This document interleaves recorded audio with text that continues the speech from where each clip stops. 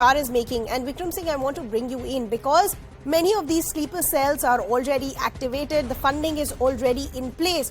So possibly these lone wolf attacks won't be very difficult to carry out. And as I said when I started the show, what is their modus operandi? These are almost very similar to Fidaiin attacks. So if they're ready to die for whatever cause they believe, they won't care two hoots about the lives that go in the near vicinity around them as well. Vikram Singh? Okay, we seem to have lost that connection with him. But Sushant, let me take that question to you. Shouldn't that be now the bigger worry, considering the fact there is already funding in place, these sleeper cells are activated, and that is what we should be now cracking? That should have been the worry a long time back, but now I think that matter is coming to a head. Look, number one, I think the terminology we use, we need to be very clear about. Don't call it a lone wolf attack. A lone wolf attack, this is anything but a lone wolf attack, because this is part of a well thought out, terror, in a sense, terror retaliation or terror, action by these guys. This is not something. Sure, go ahead, Sushant, we can hear you. Okay, so this is not something which is happening out of the blue. This is something which has been already planned and is going to be executed. Number one. Number two, the fear really is going to be that if the PFI now, and we've seen this in the past, that organizations like the PFI, they keep coming up unmolested, and the moment the law enforcement machinery starts cracking down on them, they go on full-on terrorism, right? Something like that might be happening in this case. We've seen it in the Punjab. We might be seeing the first stirrings of that in Punjab even now. We've seen it in other parts of the country. And at the moment the crackdown starts, the terrorism actually takes off. That is a possibility that you cannot ignore. The third possibility is, and I think the likelihood of that is going to only increase, that a whole lot of people, partly because of the way this whole climate has been created, of the people in the PFI being hounded, being hunted, that entire calumny of charges which are being leveled, that this grave miscarriage of justice is taking place, that this is a very peaceful organization. Correct. These are Mahatma Gandhi mullahs of sorts, nothing of the sort. So I think some of that is also going to feed back into the cadre, and they are, in any case, they've been trained, they've been indoctrinated to be violent. Yeah. So we'll see street violence certainly, but I think the more worrisome part is going to be I won't call it terror. I won't call it targeted attack.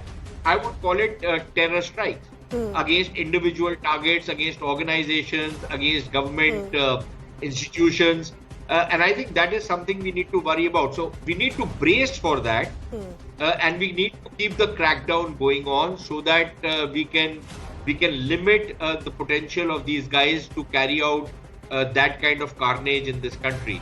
But I think we need to be braced for that. That is pretty much on the card.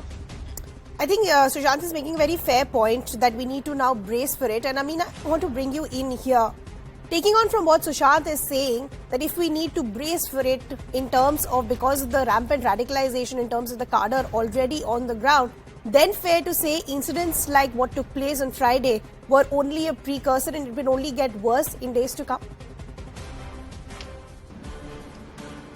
Hello, can you repeat please? Sorry, I couldn't hear you. I was essentially trying to understand if the radicalization on the ground is so rampant as far as the cadre is concerned. And we heard, a dhamki also today being put out, though that, video needs to be verified as well. But because the radicalization is so rampant, they feel they're fighting for a cause.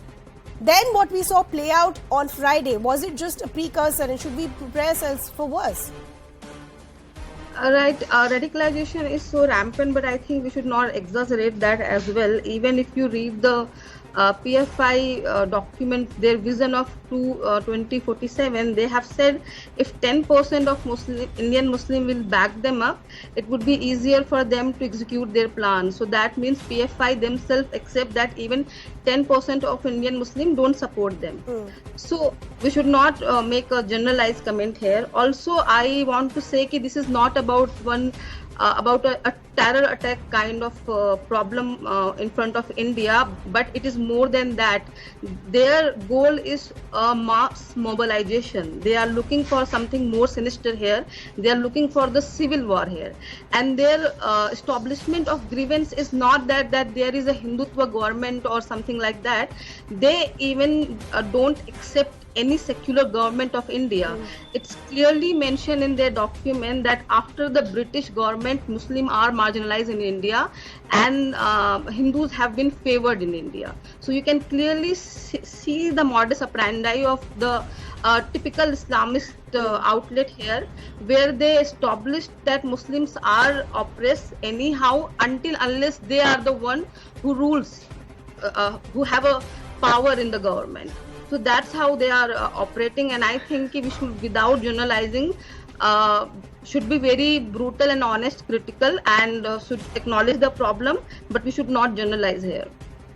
But who will be honest and brutal? Who will actually come out and call out a spade? Because we still have a lobby which continues to back the likes of PFI, saying they're actually a very peaceful outfit and they're being painted with a brush just to show them for radicalized activities. But I believe Vikram Singh is now back with us. Vikram Singh, I have two concerns. One, as Sushant was earlier pointing out, as far as cracking the nexus on the sleeper cells, that should have already happened by now. But because the rampant radicalization on the ground is for all of us to see, what is the guarantee that even if we see a ban on PFI debate, which has been going on for years now, it will not see another shape and form? Because that was the same concern as far as Simi was also concerned. And then look what happened.